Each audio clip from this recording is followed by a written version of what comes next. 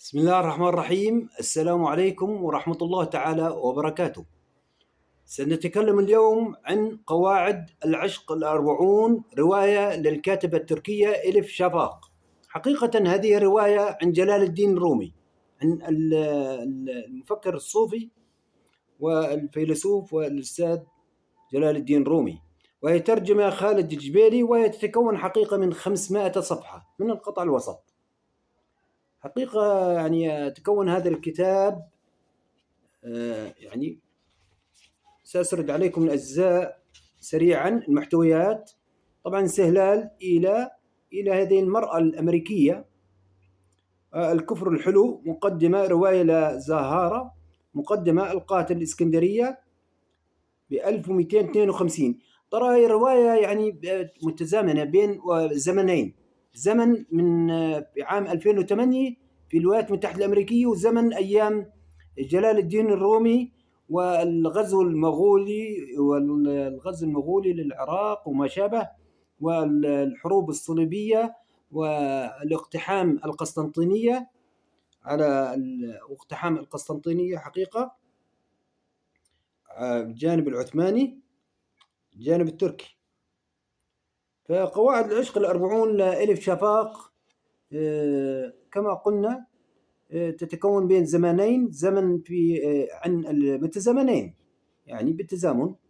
زمن رواية تتكلم عن زمانين، زمن في عن عائلة في أمريكا من عام 2008، وزمن عن المتصوف ومولانا جلال الدين الرومي عام 1252 ميلادي حقيقة. نعم. الأرض، الأشياء التي تكون صلبة متشربة وساكنة. شمس حان في ظاهرة سمرقند 1242 إلى 2008 إلى هذه المرأة التي تكون. الجزء الثاني عن الماء، الأشياء السائلة تتغير ولا يمكن التنبؤ بها.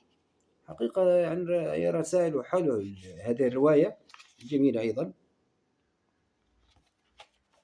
والجزء الثالث هي الريح، الأشياء التي تتحرك تتطور وتتحدى، وكذلك عن قونية وجلال الدين الرومي، وعن 1244 ميلادية المتعصب شمس التبريزي، طبعا شمس الدين التبريزي، وهو المكملين لبعض هم جلال الدين الرومي شمس الدين التبريزي. نعم.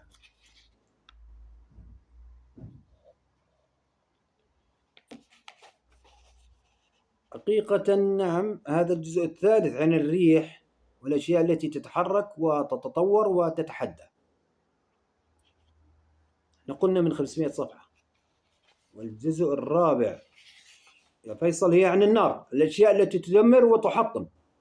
سليمان السكران في قونية 1246، علاء الدين شمس الدين التبريزي وما شابه. الآن نقول الجزء الخامس عن العدم، الأشياء الموجودة من خلال غيابها. العدم، الأشياء الموجودة من خلال غيابها. هذه رواية عن قواعد العشق الأربعون، 40 قاعدة في العشق الصوفي الإلهي، العشق الإلهي. وسأتكلم عن هذه الرواية حقيقة، وهذه هي رواية مقلوبة، رواية جديدة، وهي هذا الغلاف. نعم. حقيقة نحن أمام مرآة نتلمس الطريق إلى اكتشاف الروح، تخرج من بيتها وأسرتها حافية وراء درويش صوفي تشدها قواعد العاشقين في المحبة الإلهية، اللي هي الكاتبة إليف شافاق. تستحضر قول العارفين بالله: عرفنا الله قبل أن نعرفه، وأعطانا قبل أن نسأله. يا الله. استولت أفكارهم عليها، وصار في حياتها شيء من حياة جلال الدين الرومي. كان أستاذا للفقه والفلسفة والفلك والكيمياء والجبر حتى سن 40. هذا الكلام في 1220 ميلادي.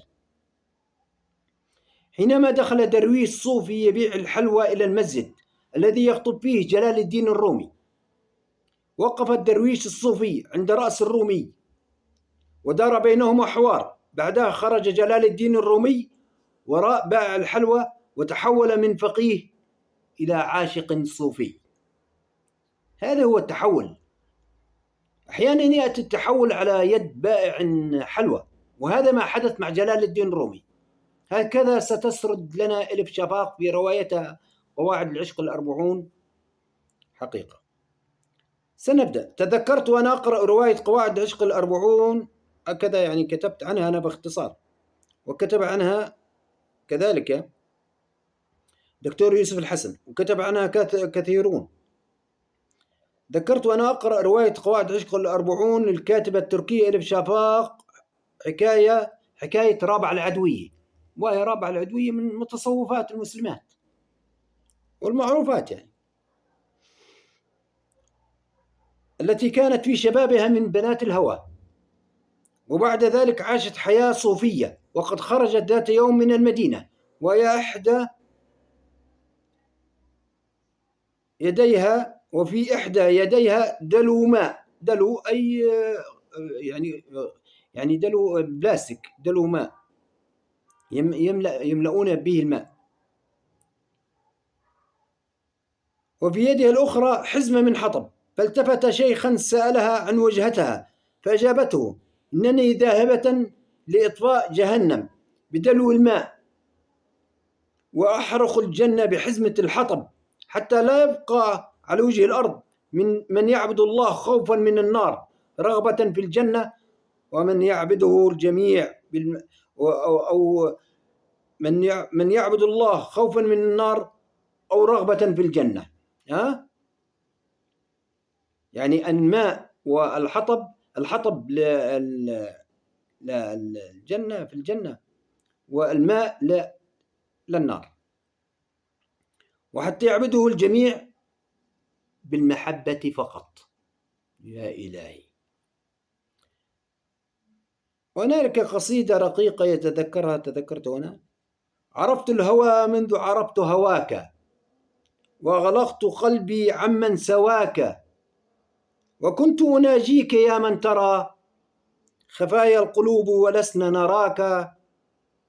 أحبك حبين: حب الهوى وحبا لأنك أهل لذلك. يا رب يا شفيع يا كريم.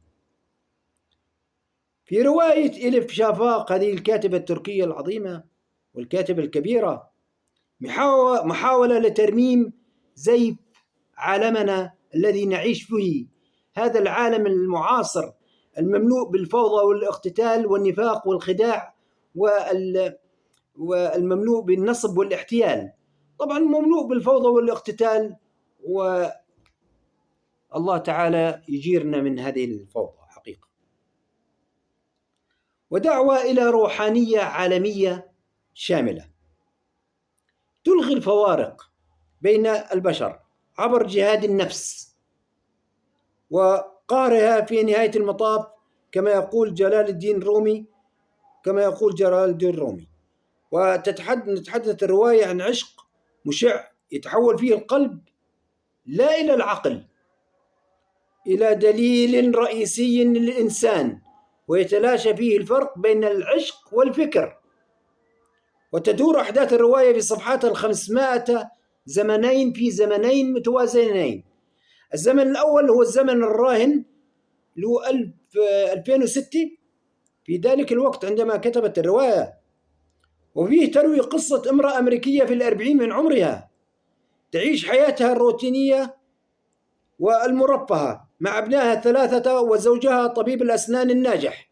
امرأة هادئة الطباع ذات قلب طيب تتحلى بصبر قديسة، القديسات المؤمنات، وفق بطاقة كتبها لها زوجها بمناسبة عيد الحب الفالنتين، ما يسمى بالفالنتين هذا.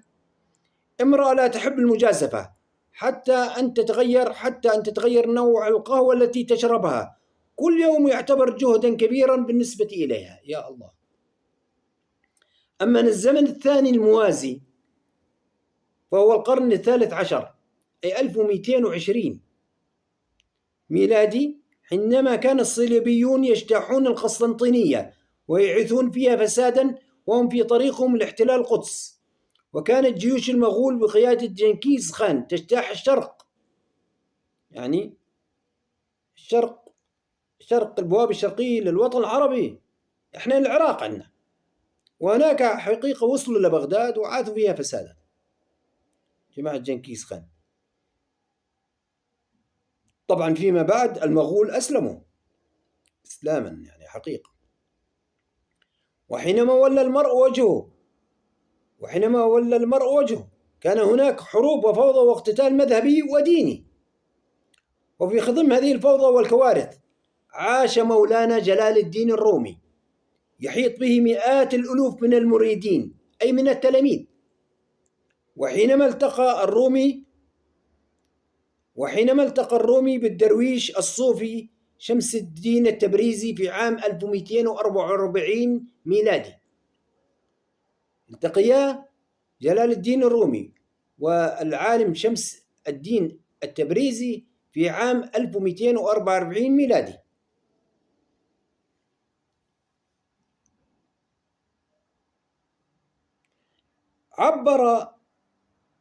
غير لقاؤهما حياة كل منهما، حقيقة غير اللقاء تاعهم حياة كل منهما.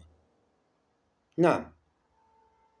وقد شبههما الصوفيون في القرون التالية باتحاد محيطين اثنين كالمحيط الهادئ والمحيط الهندي مثلا، أو المحيط الأطلسي والمحيط الهادئ، محيط كل واحد فيهم عبارة عن محيط. تحول الرومي من فقيه وشاعر عاطفي إلى صوفي ملتزم، وقيل إنه ابتدع رقصة الدراويش الصوفية، وفي ذلك العصر المخيف والدموي دعا الرومي إلى روحانية عالمية في 1222 ل 1240، وإلى جهاد النفس وليس إلى جهاد العنف.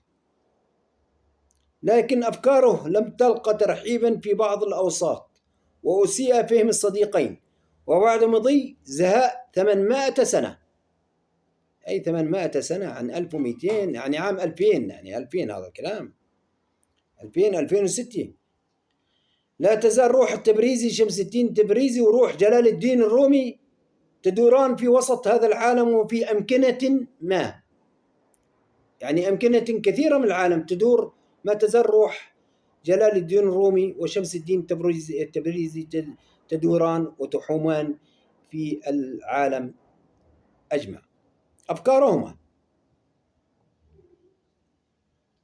يبقى جلال الدين الرومي المتوفي عام 1273 ميلادي هو أحد رموز الصوفية الفلسفية والأكثر شهرة في الغرب، وقد جسد طريق الحب والوجد في التصوف.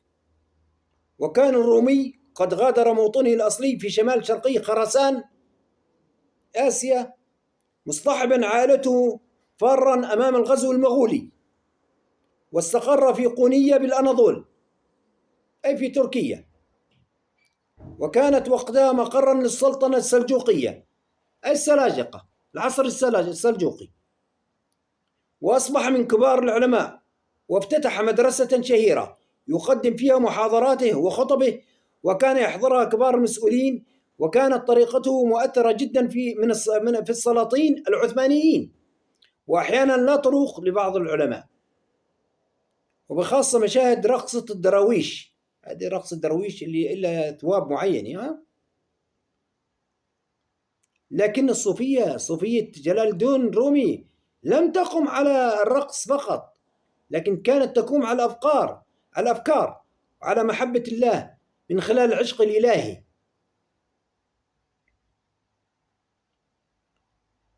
وكان الرومي يستعمل لغة بسيطة بخلاف الحلاج. نعم، الحلاج هو الفارسي، وهو واحد المتصوفين والشعراء، واحد المتصوفين المشهورين جدا، وحقيقة هو يتكلم بلغة أصعب من لغة شمس الدين تبريزي ولغة جلال الدين رومي.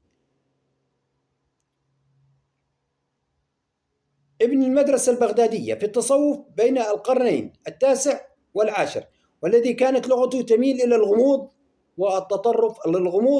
والتطرف الروحاني. المرتبط بالروحانيات.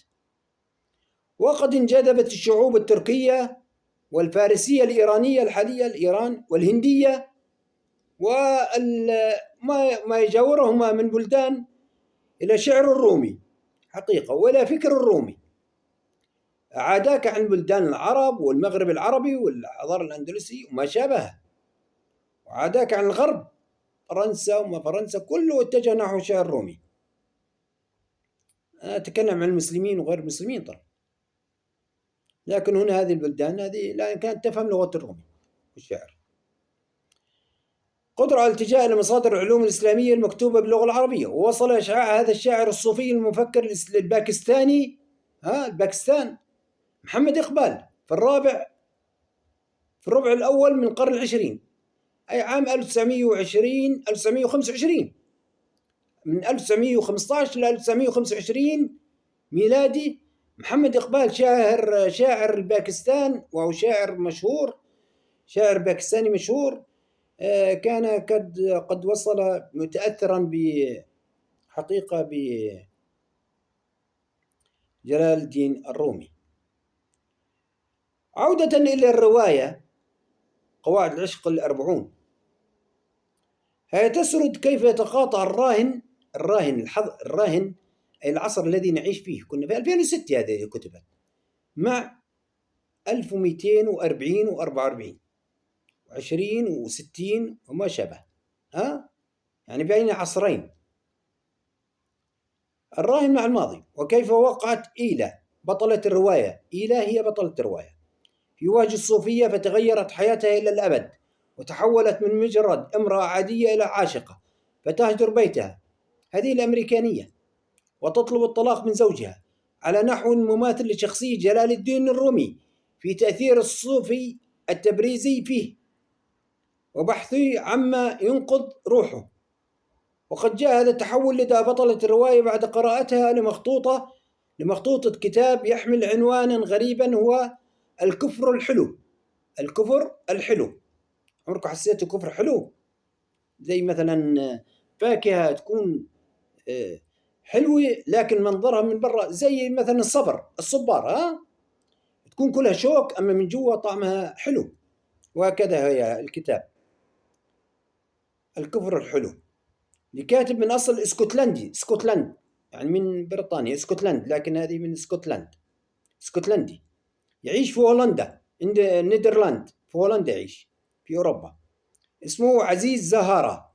اعتنق الإسلام وصار صوفيا متجولا، أي يبحث عن العشق الإلهي، ويبحث عن الوجدان، ويبحث عن الروحانيات، يبحث عن الفكر الإلهي.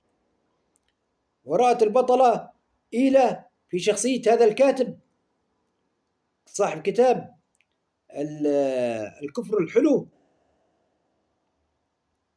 بعد أن تعارفت معه بالبريد الإلكتروني في عام 2008، ما يشبه الصوفي التبريزي بحكمته وفلسفته تجاه الحياة والوجود، فلحقت به إلى قونيته في الأناضول أي تركيا، معتقدة أنها وجدت فيه مرآتها بعد أن أراها الفراغ في روحها.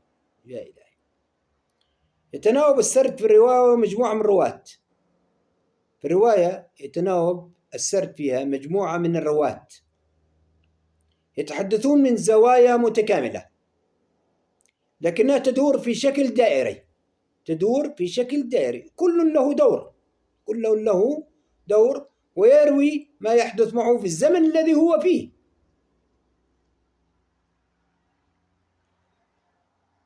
كما رقصات الدراويش سبحان الله عبر لغة شاعرية تملك قوة النفاذ إلى الروح البشرية عبر بناء فني وجمالي أخاذ وأفاق وملفت للانتباه.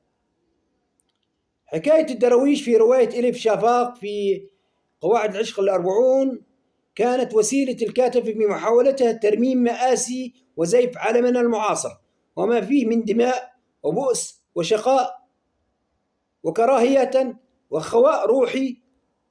الروح ليس فيها إيمان حقيقي ولا محبة لله حقيقية. ما هذه الروح؟ هذه الروح إذا لم تمتلك المحبة لله فما الغاية من وجود الإنسان؟ وما خلقت الجن والإنس إلا ليعبدون. العبادة كيف؟ بالصلاة والصوم والزكاة، وأنتم لا تتقون، وأنتم فارغي الروح. إذا الروح لم تكن ممتلئة، نمتلئها كيف؟ كيف تمتلئ؟ تمتلئ بمحبة الله، بالعشق الإلهي. هذه هي الحقيقة، هذه هي العبادة. والعبادة بالعمل، والعبادة باحترام الآخر وبصلة الرحم، العبادة بالكثير وبالتقوى، بالصيام والزكاة والصدقة، محبة الآخرين مهما كان الآخرين، مهما كان لونه وعرقه ودينه. انظروا إلى صلح الحديبية، كيف تم صلح الحديبية؟ وماذا كان في صلح الحديبية؟ ومن هم الموجودين في مجتمع صلح الحديبية؟ يحتوي الكفار والمسلمين والمشركين واليهود والنصارى وأديان أخرى، كلهم كانوا يحبون بعضهم البعض، كلهم كانوا في مجتمع في صلح الحديبية، كلهم كانوا في مجتمع مثالي. حقيقة كان مجتمع مثالي في ذلك الزمان، زمن رسول الله عليه الصلاة والسلام. فلنكمل الرواية.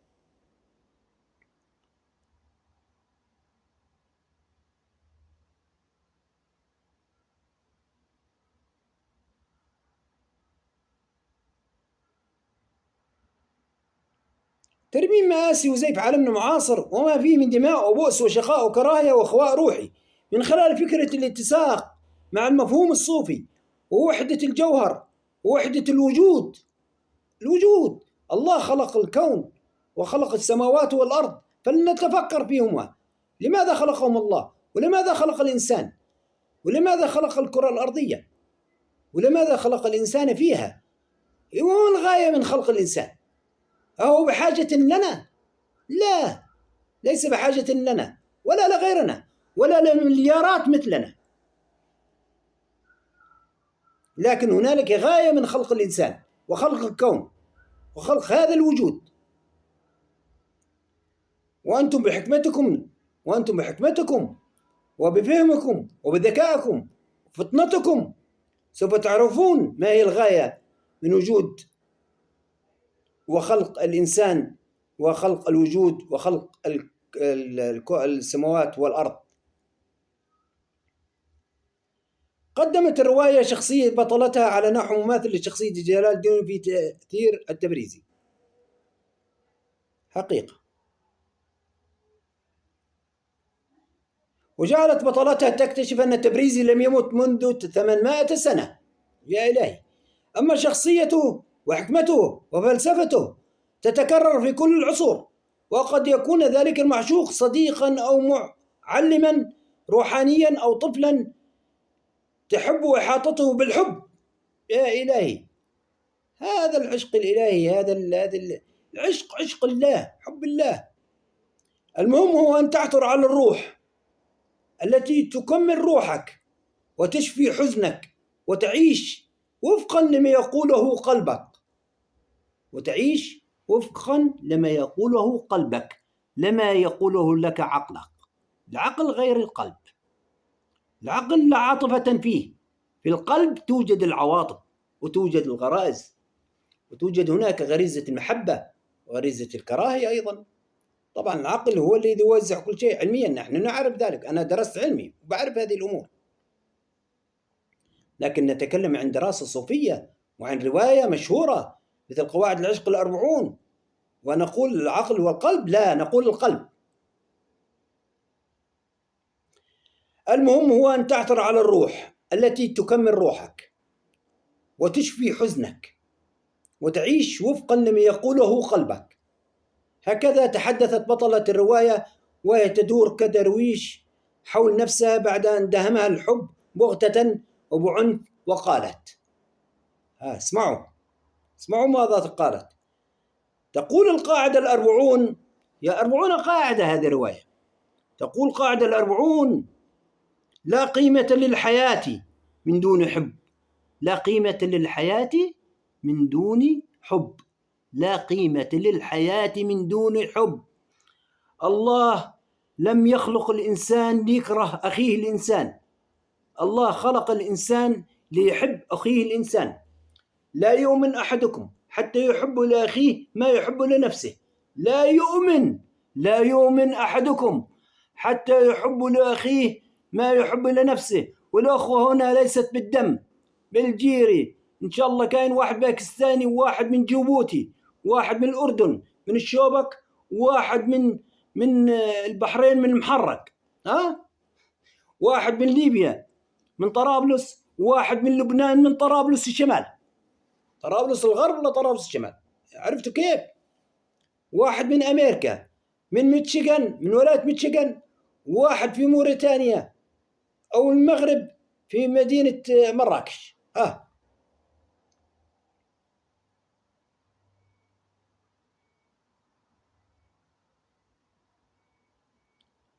تقول قاعدة الأربعون: لا قيمة للحياة من دون حب.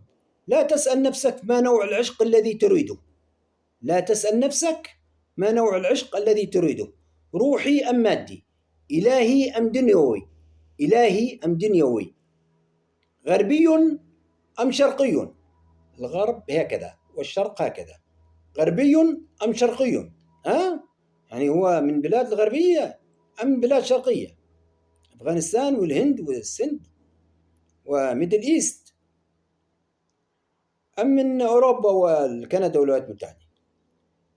فالانقسامات لا تؤدي إلى مزيد من الانقسامات.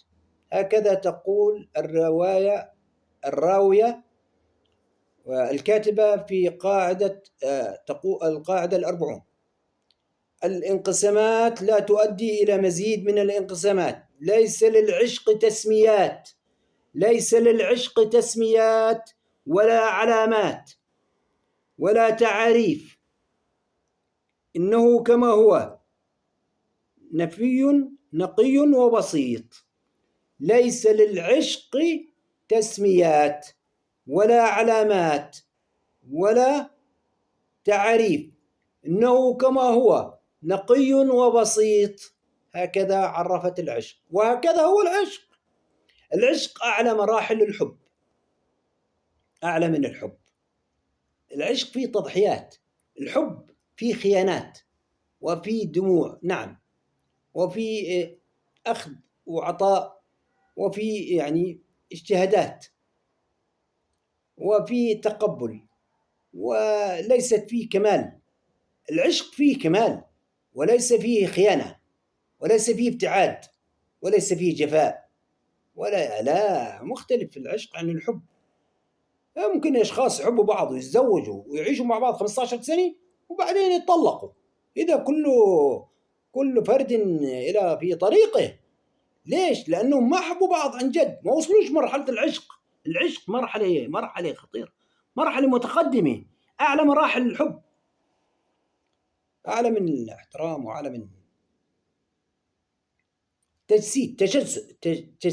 أنا يعني قرأت عنها، هي تجسيد، أي يعني يصبحان جسدان في قلب وعقل واحد. ليس كالحب.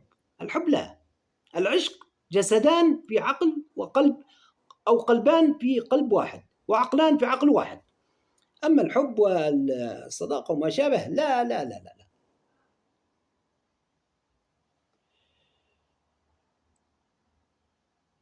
كل حي صائر إلى حتمه، كل حي صائر إلى حتمه.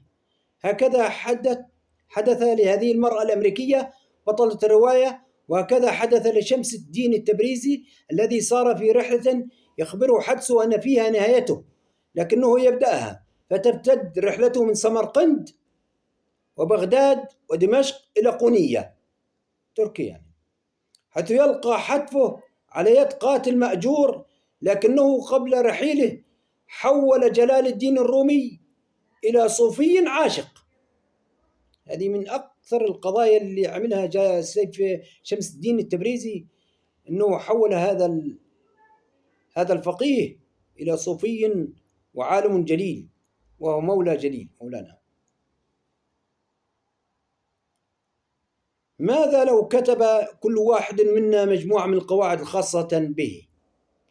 كل إنسان يكتب قواعد خاصة به عن العشق الإلهي، عن وجود، لماذا خلقك الله، لماذا أنت مخلوق، ليش؟ حتى تلم مصاري وتبني عمارات وسيارات، ليش؟ حتى أنا وأولادي وبناتي والآخرين وما بعد طوفان ينهاروا زي ما انهارت درنا في ليبيا، ما ظل فيها ولا بني آدم، كلهم جثث على شاطئ. هكذا هنالك أشخاص أنانيين بالمعنى الإيطالي سيلفش، يعني بمعنى الفلسفة النفساني سيلفشيين، سيلفش أي أناني، فيهم لوم وحقد بؤس، وفيهم أكياس من الضغائن والحقد لدى الآخرين. ليش نحقد على الآخرين؟ ليش؟ شو سبب اللي يحقد فيه فيصل حابس على فلان من الناس، على جاره، على أخيه دياب، على أخيه محمد، على جاره مطيع المحاسني أستاذ محامي هذا، على جاره الدكتور معتز العضالي صديق إلي عزيز هذا، على ابن شقيقي الأستاذ حابس محامي ابن إن شاء الله درس سجل حقوق. ليش أحقد عليه؟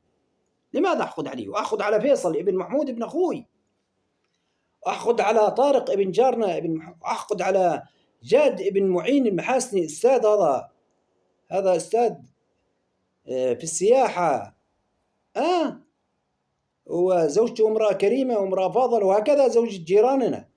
أحقد على جارنا أبو سامي ربيحات الفاضل، هذا الرجل الفاضل، هذا الرجل محترم الكبير العمر، أولاده وبناته من أفاضل الجيران الذين تعرفت عليهم في تاريخ حياتي 52 عاما. كل جيراننا أفاضل الكوارم. العضايلي مثلا، شخص مثل محمد العضايلي، محمد خالد أبوه رجل فاضل، المرحوم خالد العضايلي، يا الله قد ما الرجل كان إنسانا فاضلا، لا يتحدث بالناس، لا يسيء للناس، يا الله رحمه الله رحمة واسعة. هكذا كان والدي، والله والدي لم يتدخل، كانوا يحبونه لله في الله. صحيح أنه وصل للرتبة، هذه الرتب كلها زائلة في الدنيا، أنا أعتبرها زائلة، لا أقول باشا وما باشا ومعالي ودولة، هكذا أنا، هذه الرتب زائلة. الروح لا رتبة عندها، من يؤمن بالروح بروحانية، من يعشق الله لا يؤمن بالرتب. أما إنسان أنت بتأدي وظيفة، بتنهي وظيفتك، اقعد اقرأ قرآن، اقرأ إنجيل حر، أنت اقرأ كتب، روح سافر، روحي سافري، روحي اعملي هواياتك، اعمل هواياتك، حرية، هذه حرية، حرية فردية، حرية الإنسانية. هذا المجتمع الذي ينادون له بالغرب نحن ننادي به قبل 1450 سنة، نحن ننادي بالحرية الفردية قبل 1450 سنة، كما قلت لكم عبر مجتمع صلح الحديبية، مجتمع الرسول كان يخاوي اليهودي والنصراني والمشرك والمنافق والكافر، جميعهم كانوا في أسرة مجتمع واحد. يا الله،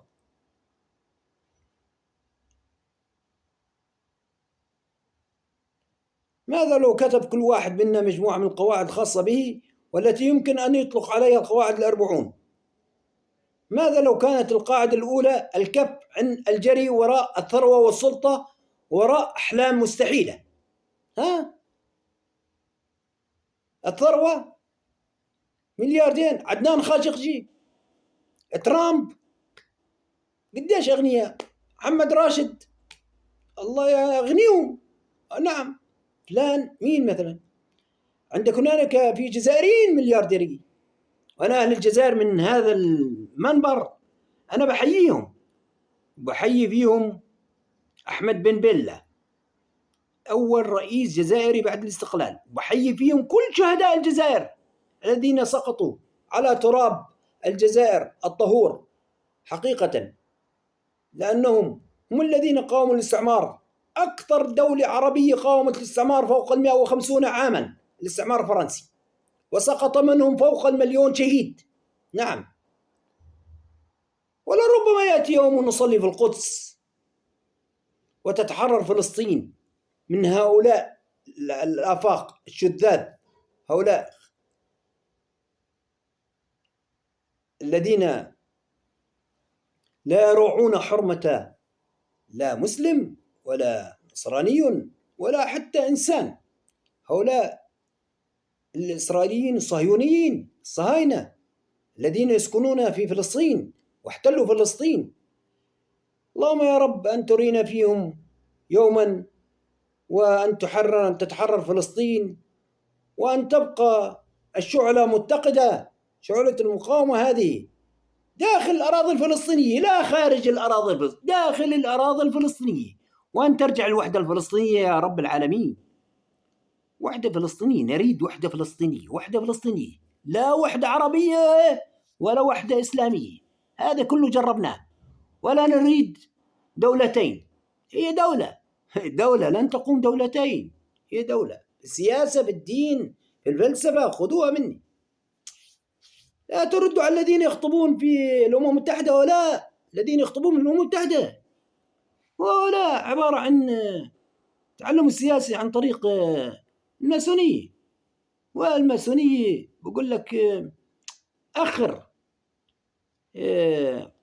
كان هنالك وزير إعلام في عصر هتلر اسمه جوبلس، كان يقول إذا أردت أن يصدقك الآخرون فأكذب 40 مرة، أكذب فأكذب فأكذب أكذب أكذب ثم ستصدق ستصدق ستصدق ستصدق، أي بمعنى ستصدق أنت الكذبة.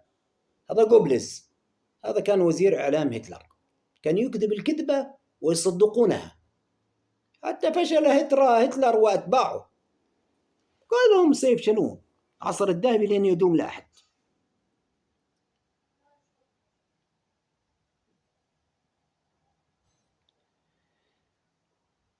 العالم حقيقة يتحرك ويتغير بسرعة، والكون يدور بثبات واستمرار، لا أحد يستطيع التحكم بحركته، بحركة هذا الكون. أحكي لكم شغلي، والله هذه ليست من كتاب التي عندي، وليست من كتاب قواعد العشق الأربعون، هذه فكرة جاءت لي الآن.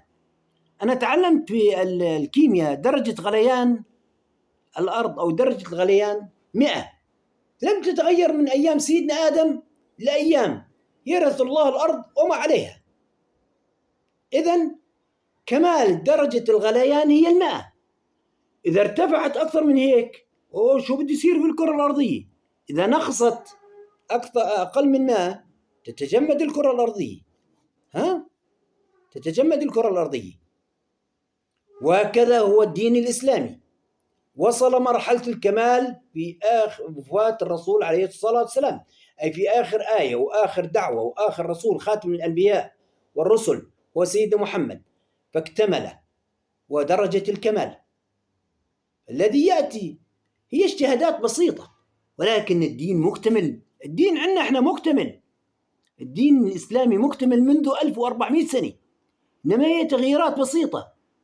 يعني ما كانوا نلبس قمصان صرنا نلبس قمصان، نحلق لحن، نربيها شغلات بسيطة كذا، أشياء يعني ليست بهذيك الأمور الصعبة يصعبها الذي يريد أن يسيء للإسلام. الإسلام منقى وكامل كدرجة غليان الماء الذي قلت عنها بالكيمياء. أعتقد أنكم فهمتم. لا أحد يستطيع التحكم بحركة هذا الكون حقيقة، هو الله الصمد الواحد الأحد. سقطت بغداد بيد المغول في عام 1258. بعد أعوام هزم المغول. كل منتصر يعتقد أنه سيظل منتصرا إلى الأبد، لا، هذه ليست حقيقة. كما الصين، كنا نتنبأ نحن ندرس التاريخ أن الصين 1944-45 ستكون الدولة الأولى في العالم، ولكن في علم السياسة وعلم التاريخ ما بعد 1945-46 ظهرت دولة حديثة كبيرة. صحيح أن كان له هناك قطبان، لكن هي قطب الأوحد والأكبر كانت، وهي الولايات المتحدة الأمريكية، ولا هنالك أكبر من الولايات المتحدة الأمريكية. خالق الكون والله أكبر من الاتحاد السوفيتي، كان سقط الاتحاد السوفيتي، وأكبر من الصين وأكبر من الولايات المتحدة الأمريكية، وما يدور حولهما من بلدان وأمم تابعة. تعون شمال إفريقيا، الشرق الأوسط، السند في إفريقيا، في أوروبا، هذول الدول هذه مساكين، دول عايشة على النفقات. الله اللي أقسم بالله إني أنا فهمت السياسي واللعب السياسي فهمته في 2008. إن 2008 انتهيت من اللعب السياسي والحمد لله، الآن مرتاح من العمل السياسي واللعبة السياسية. الآن أنا الآن ملتزم بالقضايا الروحانية والقضايا الإيمانية والقضايا التاريخ وقضايا الفلسفة وقضايا أمور ما لهاش علاقة بالسياسي كثير، رغم إني بتابع سياسي، متابع جيد بحكم الفطرة، لأني أنا تنشأت على السياسي، رغم إني أنا تنشأت على الروائي وعلى الشعر وعلى لأن أول ما تنشأت على التفسير القرآن الكريم على يد الشعراوي. كان التلفزيون الأردني يجيب حلقات الشعراوي عن تفسير، كنت أسمع في الBBC تاع اللغة الإنجليزية والأخبار. كنا نعتقد أحلام، لكننا فهمنا الواقع السياسي فهمناه. هناك بلدان طولها 4 متر، وهناك بلدان طولها 70,000 كيلومتر.